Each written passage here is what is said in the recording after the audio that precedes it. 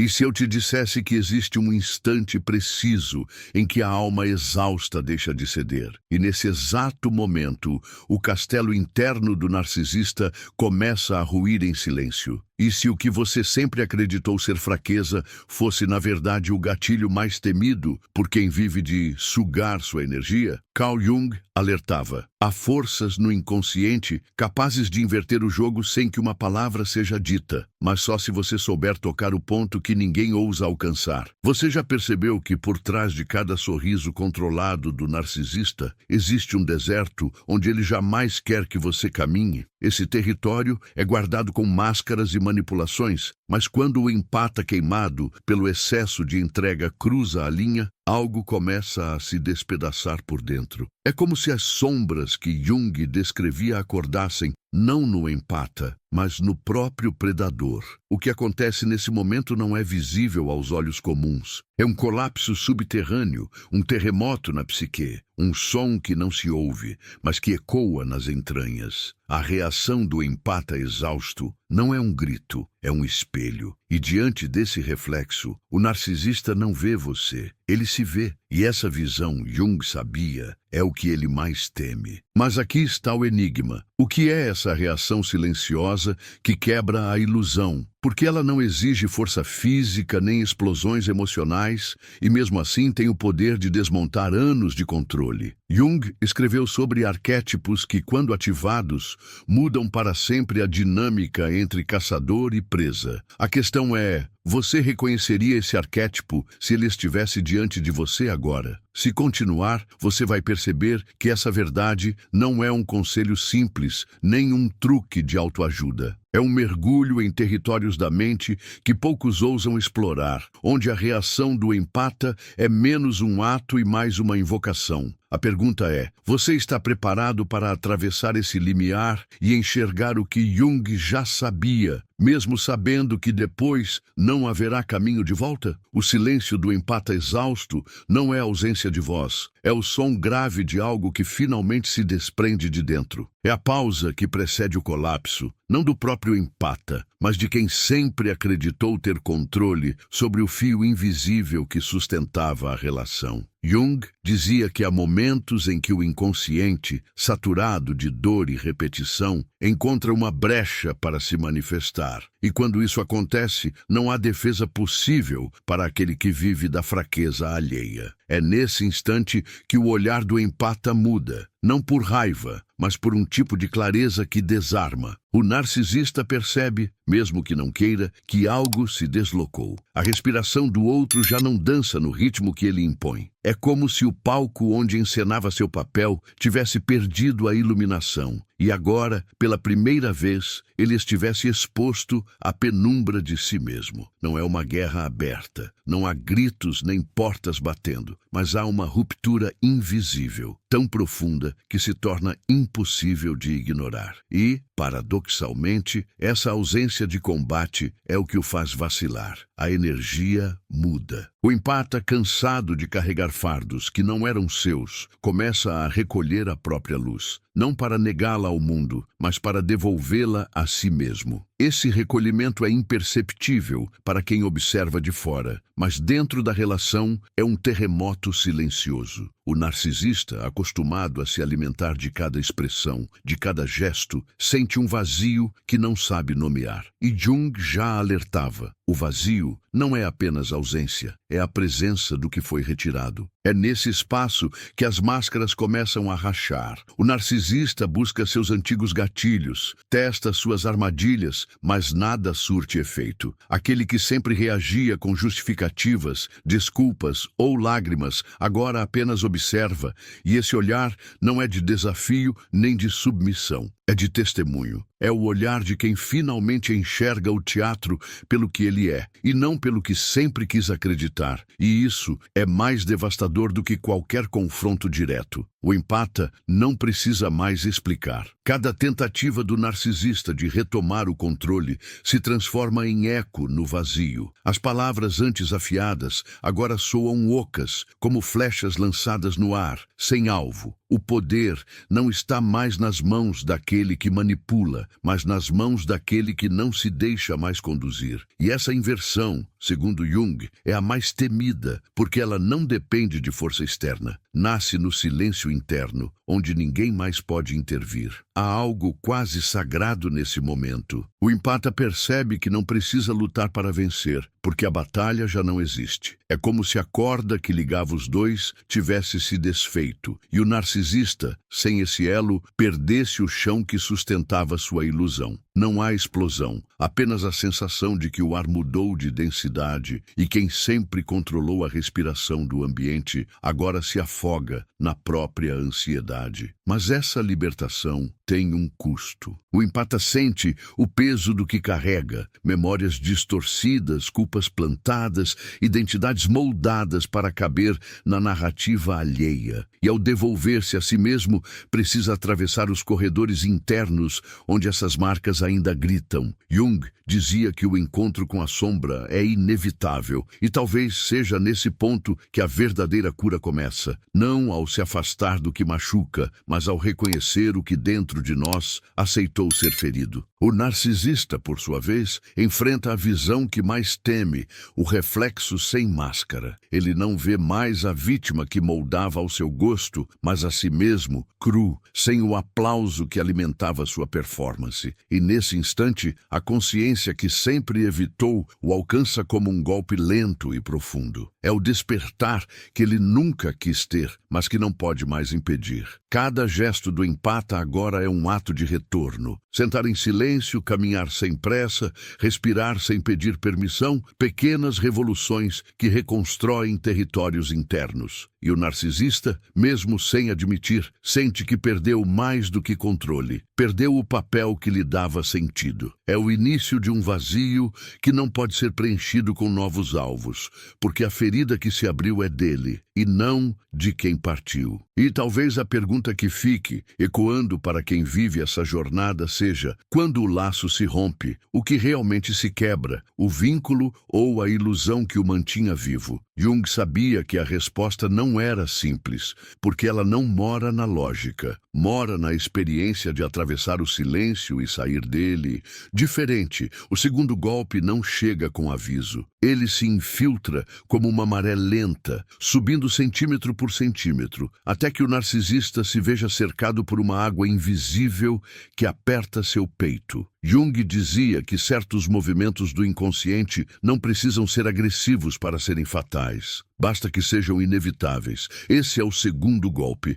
a retirada da permissão. Não é um não dito em palavras, mas um corte silencioso na corrente que alimentava o controle. O empata exausto, já desperto de um longo transe, não nega nem confronta. Ele apenas deixa de autorizar. No início, o narcisista não percebe. Acredita que as engrenagens ainda estão girando sob seu comando. Continua com as mesmas manipulações, os mesmos olhares estudados, as mesmas frases que antes eram capazes de desarmar qualquer defesa. Mas agora, essas palavras caem como pedras num poço sem eco. O empata não reage mais como antes. Não se justifica, não explica, não se curva. O silêncio começa a se tornar uma barreira, e o narcisista, sem saber como atravessá-la, sente a primeira fissura real na estrutura que construiu. Esse segundo golpe é sutil, mas devastador, porque mexe no coração da dinâmica, a necessidade de validação. O empata, ao não oferecer mais a resposta que o narcisista espera, retira o combustível que alimentava a ilusão de poder. É como se o palco estivesse armado, as luzes acesas, o público presente, mas o ator principal percebesse que sua fala não produz mais emoção em ninguém. Jung ensinava que o inconsciente coletivo é sensível a rupturas de padrão, e quando um comportamento esperado deixa de acontecer, toda a estrutura psicológica precisa se reorganizar ou colapsar, e o colapso começa no invisível. O narcisista, que sempre acreditou estar no comando, começa a duvidar. As frases que antes funcionavam agora soam mecânicas até para ele. Os gestos repetidos com perfeição já não provocam reação, E o empata, sem elevar a voz, cria um campo de distância tão denso que se torna impossível não sentir. É um espaço que diz: eu vejo o que você faz, mas não participo mais do jogo. Esse é o segundo golpe, o corte do contrato silencioso que sustentava a ligação. Para o empata, esse momento é estranho. Há uma mistura de alívio e vazio. Alívio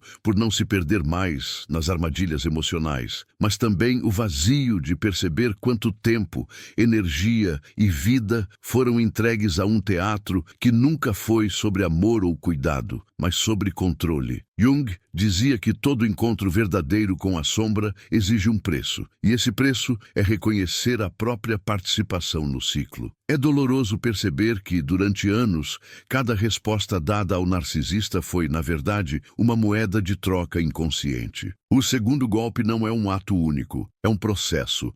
A cada tentativa de manipulação ignorada, a cada conversa que não se alonga, a cada chantagem emocional que cai no silêncio, a nova realidade se solidifica. O narcisista começa a perceber que algo essencial foi retirado, mas não sabe como pedir de volta sem expor sua própria fragilidade. E é aí que o jogo interno dele começa a desmoronar. Sem o reflexo constante do empata, sua identidade inflada começa a perder forma. Há um momento inevitável em que o narcisista testa o último recurso, provocar para forçar uma reação. Pode ser uma acusação, uma humilhação velada ou até um gesto de aparente fragilidade para tentar despertar a antiga compaixão do empata. Mas o segundo golpe já está instalado. O empata enxerga por trás das palavras, percebe o padrão e, mais importante, escolhe não responder da forma esperada. Esse ato de não reação é, paradoxalmente,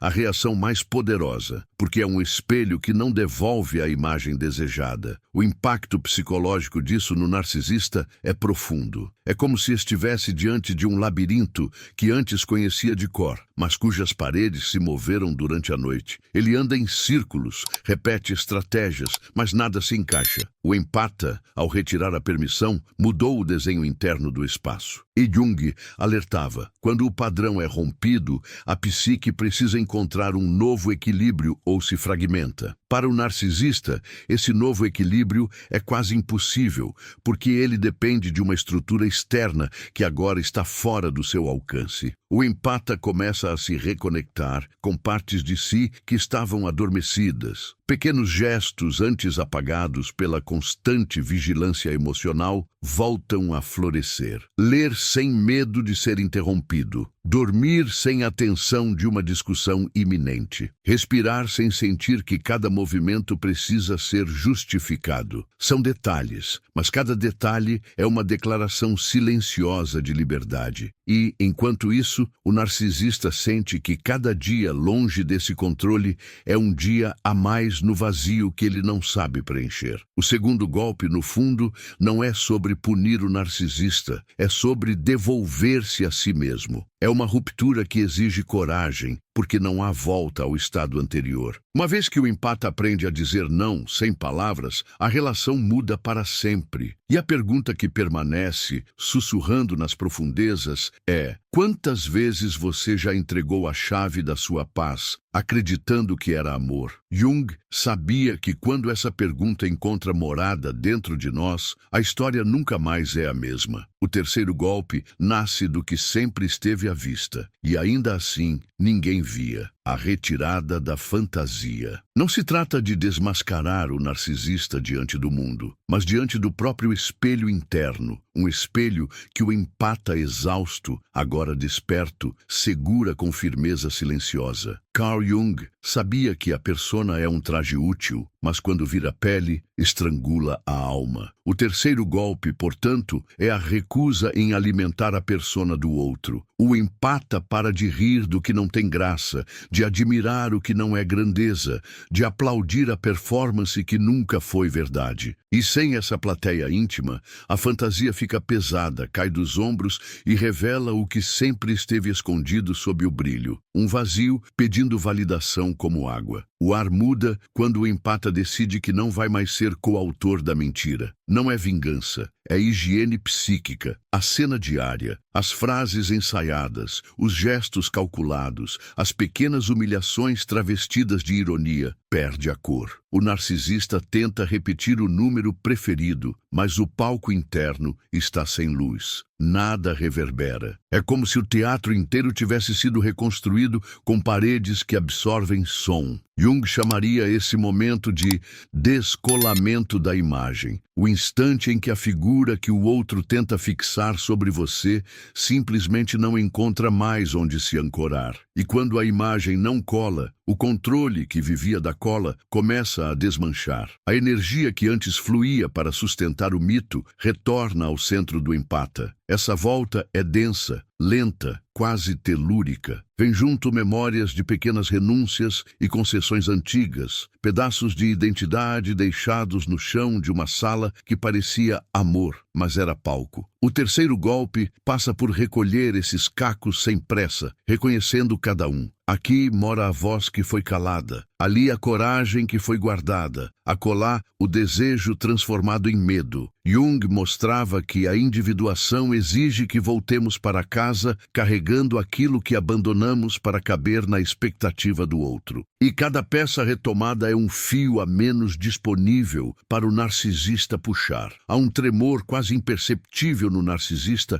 quando a plateia silenciosa se recusa a acreditar. Ele acusa o golpe sem admitir. Surgem oscilações, horas de gentileza interessada, promessas de mudança, confissões convenientemente dolorosas. É uma coreografia antiga, feita para seduzir a consciência de volta à fantasia. Mas o empata, lembrando-se do que viu, não se distrai mais com a decoração do labirinto. Sente o chão, observa a respiração, reconhece o padrão. E nesse reconhecimento mora a força. O labirinto não desaparece, mas deixa de ser um feitiço. O terceiro golpe não rompe a parede, ele desativa a hipnose. O narcisista percebe que perdeu o brilho que não era seu e tenta roubar luz em outro lugar, mas encontra portas fechadas, onde antes havia entradas escancaradas. Insinua culpas antigas, convoca pactos invisíveis, tenta acender a chama da dúvida. E se eu estiver errado? E se for exagero? O empata, porém, aprendeu a fazer a pergunta que liberta. O que nessa história exige que eu me abandone para continuar? Jung diria que quando a pergunta certa ocupa o centro, os complexos perdem terreno. O terceiro golpe, então, não é apenas dizer não à fantasia alheia, é dizer sim ao eixo interno, onde a verdade não levanta a voz, mas não recua um passo. O silêncio de quem não colabora com a ilusão tem peso de montanha. Ele não acusa, não moraliza, não faz sermões, ele apenas não confirma. E a falta de confirmação, para quem aprendeu a existir pela validação externa, soa como uma sentença. O narcisista acumula inquietação, amplifica gestos, procura falhas, vasculha brechas. Entretanto, a casa interna do empata foi varrida. Não há cartas marcadas na mesa. A consciência, antes dispersa, agora ocupa cada cômodo com presença. Jung ensinava que o símbolo vivo reorganiza a psique. Aqui o símbolo é a presença. Quando ela retorna, a manipulação perde gravidade e cai. Nesse terreno surge algo paradoxal, compaixão sem concessão. O empata enxerga a criança ferida por trás do personagem grandioso, mas não se oferece mais como curativo. Reconhece a dor sem se sacrificar a ela. O terceiro golpe opera nesse ajuste fino. Amar sem se perder, ver sem se cegar, sentir sem se submeter. É um tipo de amor que não alimenta fantasias,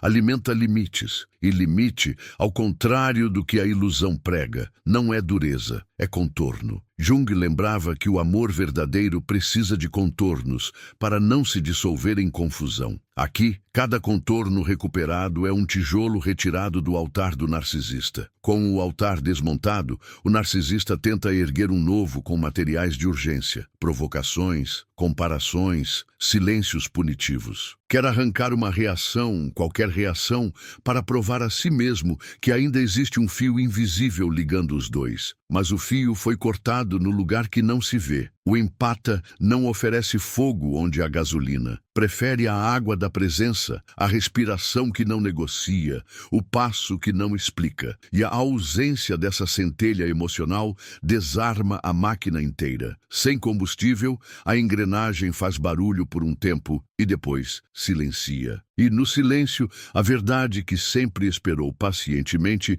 toma assento. A essa altura, o terceiro golpe já redesenhou territórios internos. O empata não caminha mais sobre o mapa do outro. Reescreve o próprio mapa, com caminhos que passam por descanso, prazer simples, riso que não pede licença. O corpo desacostumado à paz estranha-se no início, como quem volta para casa depois de uma guerra longa e não reconhece o cheiro dos próprios lençóis. Mas a paz, quando aceita, ensina. Ensina que o amor não dói assim, que o cuidado não humilha, que a presença não exige plateia, e cada novo aprendizado fecha uma porta antiga por dentro. Então, o espelho se reafirma. O narcisista olha e vê, sem o filtro da idolatria alheia, o rosto real. Não há aplauso, não há eco, não há fumaça cênica. Há a sensação incômoda de que algo foi embora, e na verdade, o que foi embora não foi o empata, foi a fantasia. Jung diria que a psique, confrontada com o real, pode escolher,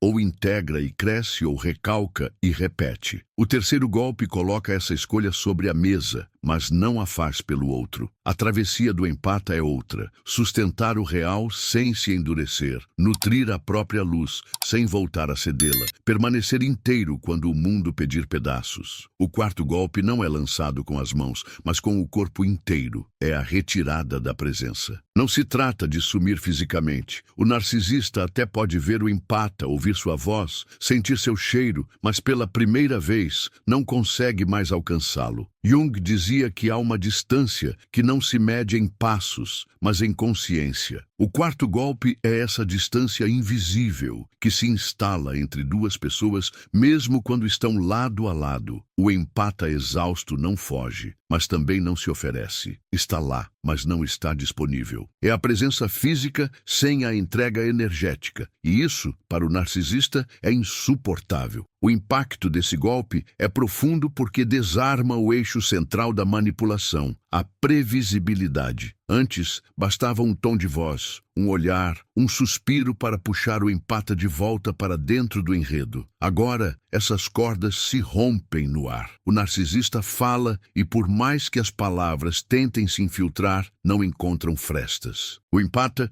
fortalecido pelos golpes anteriores, construiu um campo silencioso, quase magnético, que repele a invasão emocional. É como tentar segurar água com as mãos. Escapa por entre os dedos, deixando apenas o peso da frustração. Esse quarto golpe é muitas vezes confundido com frieza, mas não é. É proteção. É como um animal que, depois de tantas caçadas, reconhece o som do predador antes mesmo que ele apareça. O empata sabe identificar o passo, o cheiro, a intenção, e por isso não se expõe mais ao contato que fere. Está presente no espaço, mas não no jogo. Jung chamava isso de retirada da projeção. Quando deixamos de carregar no outro a expectativa de quem queremos que ele seja, o vínculo se desfaz do ilusório e se revela no real. E no real, o narcisista perde boa parte do seu poder. O narcisista sente essa ausência como um corte invisível. Não entende por que a mesma provocação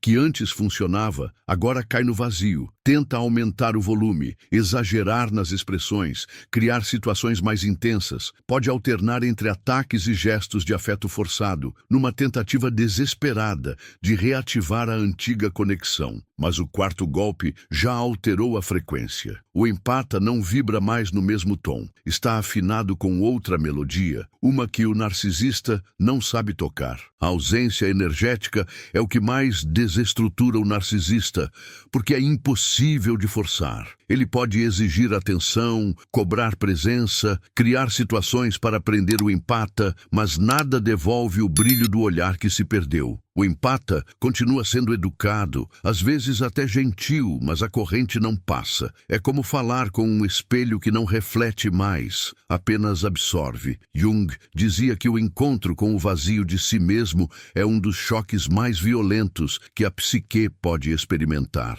Aqui, o narcisista se vê diante desse vazio, e dessa vez não há como culpar o outro. O empata, por sua vez, começa a experimentar uma sensação nova, leveza. É estranho no início, porque essa leveza vem acompanhada de silêncio. Silêncio que antes era ameaçador, agora é sagrado. Não é mais o espaço de espera pela próxima explosão, mas um território de descanso. O quarto golpe permite que o empata respire sem medo de que o ar seja usado contra ele. É a primeira vez em muito tempo que a respiração não é negociada, e isso é um marco que a alma sente antes do corpo. A ausência presente, essa capacidade de estar sem se entregar, também expõe a fragilidade estrutural do narcisista. Sem o fluxo constante de energia, ele começa a buscar novos alvos. Mas há algo diferente. Não é tão simples encontrar outro espelho tão sensível, tão reflexivo, tão disposto a absorver tudo. E quanto mais ele busca fora, mais percebe o que perdeu. O quarto golpe não só afasta, ele mostra silenciosamente o valor que o narcisista desprezou enquanto possuía. Jung lembrava que, quando retiramos nossa projeção do outro, nos encontramos mais claramente. E é isso que começa a acontecer com o empata. Ao não se perder mais nos labirintos do narcisista, começa a redescobrir corredores internos esquecidos. Sente prazer em estar só, reencontra antigos interesses, revive partes de si que pareciam mortas. É um renascimento discreto, mas profundo, que o narcisista assiste de longe, incapaz de participar. E essa exclusão involuntária é talvez o corte mais profundo que ele já recebeu. O quarto golpe não é rápido. Ele se instala como uma estação nova, uma mudança de clima que se sente aos poucos. No começo, o narcisista tenta resistir, mas, com o tempo, a ausência presente se torna o novo normal. O empata não precisa justificar, não precisa se defender, apenas sustenta o espaço interno com firmeza. E é nessa sustentação que está a verdadeira força. Não a força de quem luta,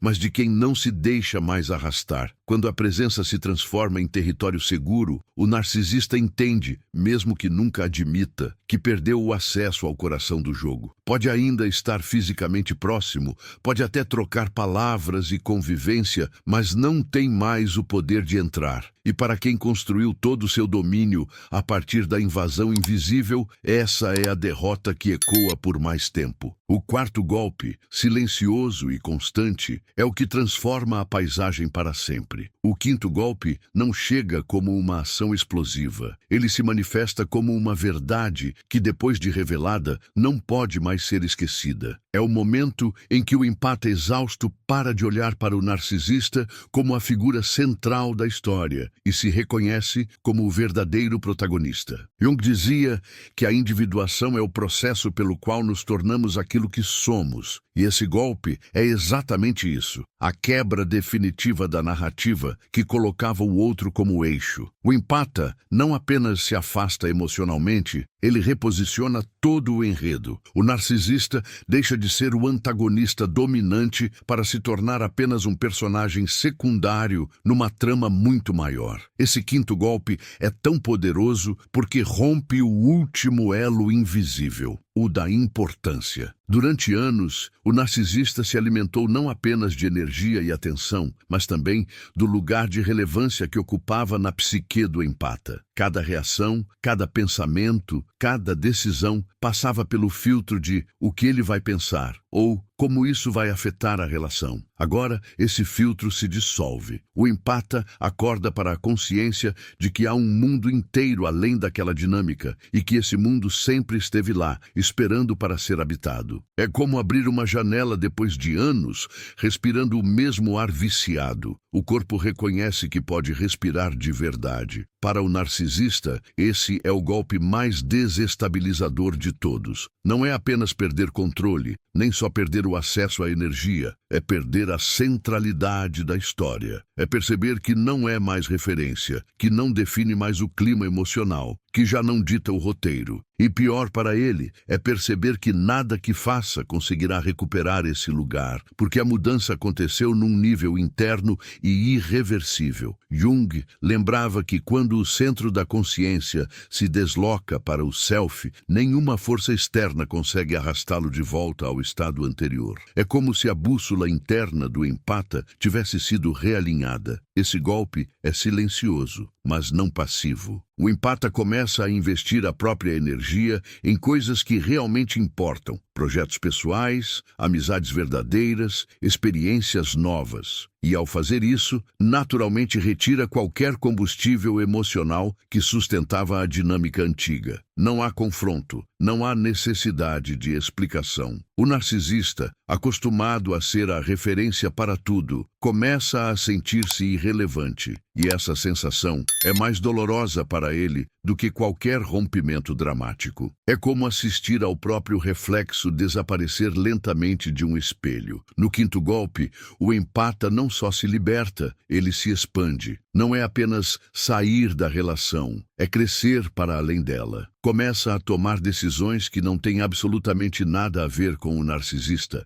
a viver momentos que ele desconhece, a construir memórias em que ele não está presente. E para alguém que sobreviveu sendo o centro de um universo alheio, isso é um eclipse total. A luz que antes girava ao seu redor agora ilumina outros caminhos, e ele não tem poder para apagá-la. Mas é importante entender que esse processo não é frio. Pelo contrário, ele é quente, vivo, pulsante. O empata reencontra sua própria voz, e ela vem carregada de cor, textura e verdade. Descobre que pode sentir alegria sem pedir permissão, que pode explorar o mundo sem ter que relatar, que pode simplesmente existir sem estar em estado de alerta constante. Jung dizia que a liberdade interior é conquistada quando paramos de buscar no outro a autorização para sermos quem somos. E esse golpe é exatamente essa conquista. O narcisista, percebendo a perda definitiva de espaço, pode tentar reverter a situação com movimentos desesperados. Pode se reinventar temporariamente, tentar se aproximar com promessas ou até provocar crises para atrair o empata de volta. Mas o quinto golpe já criou uma realidade onde essas estratégias não têm efeito duradouro. O empata já entendeu que tudo isso é parte de um ciclo antigo e, mais importante, já sabe que pode simplesmente não entrar nele. É o poder de escolher não jogar. Há uma ironia cruel para o narcisista nesse ponto. Enquanto ele sofre com a perda de controle, o empata não está mais pensando nele. Não é desdém, não é ódio, é ausência de relevância. É como um livro que foi fechado e guardado na estante. Ainda existe, ainda tem suas páginas, mas não é mais lido, não é mais citado, não é mais parte do dia a dia. E essa ausência, para quem sobreviveu sendo pauta, é um vazio que engole por dentro. O quinto golpe, então, não é sobre derrotar o narcisista, é sobre transcender a necessidade de derrotá-lo. É sobre entender que a verdadeira vitória não está em vencer o outro, mas em não precisar que ele exista para validar sua existência. O empata se torna inteiro, autônomo, dono da própria narrativa. E a partir daí, todo o peso do passado se transforma em aprendizado, não em prisão. Jung dizia que a vida começa de verdade quando paramos de ser quem esperam que sejamos e passamos a ser quem realmente somos. E esse é o ponto em que o quinto golpe se fecha, não como um fim, mas como um novo começo. A pergunta que permanece, ecoando como um sussurro interno, é: quantas vezes você ainda vai permitir que alguém seja o autor da sua história? Porque, quando você entende que pode escrever o próprio enredo, ninguém mais pode roubar o seu final. E é exatamente aqui que a transformação se torna permanente. Não como um ato isolado, mas como um estado de ser. Esse é o quinto golpe, e depois dele, não há retorno. Há momentos em que a jornada não termina. Ela se dissolve no ar, espalhando partículas de algo que não conseguimos nomear, mas sentimos pulsar na pele. O caminho percorrido até aqui não é uma estrada reta, é um labirinto que se redesenha a cada passo. E agora, no silêncio que se instala, é possível ouvir o eco de tudo que foi vivido. Os sussurros da sombra, a respiração suspensa da alma, o peso e a leveza de ter atravessado um território que poucos ousam pisar. Jung sabia que o verdadeiro final é sempre o início de uma nova consciência. É nesse ponto que as imagens retornam. O empata exausto que já foi mar revolto, agora é rio profundo, correndo com a força de quem conheceu os abismos e não se afogou. O narcisista, que um dia foi centro e órbita, agora é apenas uma estrela distante, cuja luz não alcança mais. O céu mudou, e com ele a constelação interna que guia o caminhar. Não há necessidade de vitórias gritadas. A maior delas acontece no silêncio do coração. O tempo não apaga, mas transforma. As memórias não se desfazem, mas deixam de aprisionar. O que antes era ferida aberta, hoje é cicatriz que conta histórias. E no toque dessa cicatriz há um lembrete vivo. Eu sobrevivi. Jung diria que o que carregamos de mais precioso é aquilo que foi conquistado na travessia, não o que recebemos de mãos abertas. E o que você carrega agora não pode ser tomado por ninguém. Cada golpe que atravessamos aqui não foi apenas um ato de resistência, mas um rito de passagem. Eles não pertencem mais a uma guerra contra o outro, mas a um pacto com o próprio ser. O primeiro ensinou a ver, o segundo a não permitir, o terceiro a desmascarar,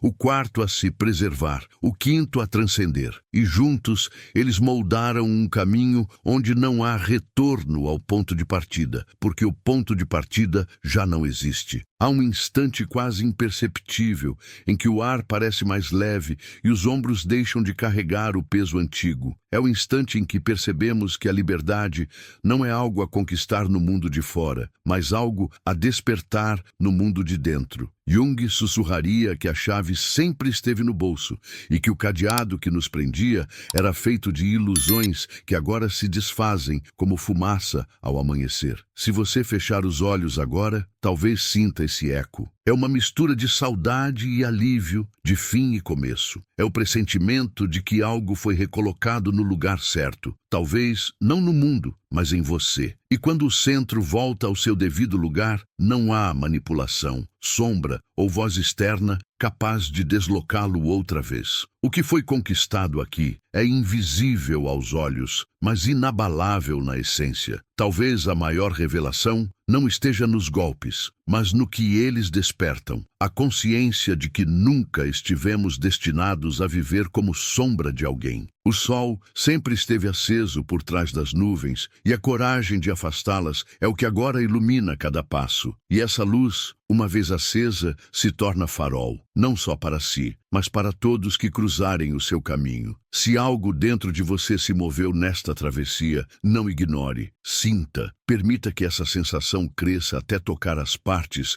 que ainda acreditam que precisam pedir permissão para existir. Permita que cada palavra plantada aqui encontre raiz no seu silêncio e floresça no seu tempo. Não é preciso pressa. A transformação verdadeira nunca é apressada, mas sempre é inevitável. E se essa jornada falou com você, se cada imagem, cada metáfora e cada silêncio encontrou um lugar para repousar dentro de si, então leve isso adiante. Compartilhe essa experiência com quem também precisa atravessar a própria sombra. Deixe seu gesto, seu comentário, sua presença aqui, não por obrigação, mas como quem acende uma chama e a oferece ao próximo viajante. Porque no fim, como Jung nos ensinou, a vida não se mede apenas pelo que conquistamos, mas pelo que despertamos nos outros. E talvez o maior ato de coragem seja seguir, sabendo que agora você caminha não para fugir da escuridão, mas para carregar a própria luz.